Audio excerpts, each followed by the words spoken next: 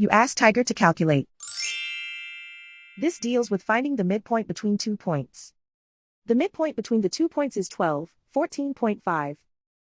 Let's solve it step by step. Plot the 2 points and calculate the midpoint using the formula. The coordinates of point 1 are x1 equals 7, y1 equals 10. The coordinates of point 2 are x2 equals 17, y2 equals 19.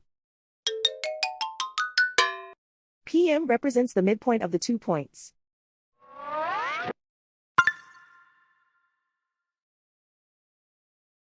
Use the x values in the midpoint formula to find the midpoints x.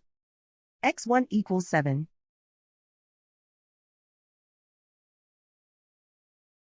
x2 equals 17.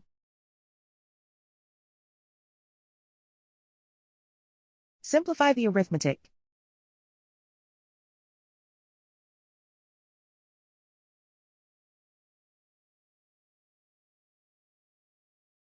Use the y values in the midpoint formula to find the midpoints y. y1 equals 10.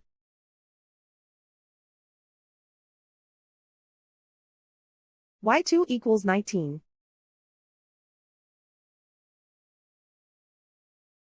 Simplify the arithmetic.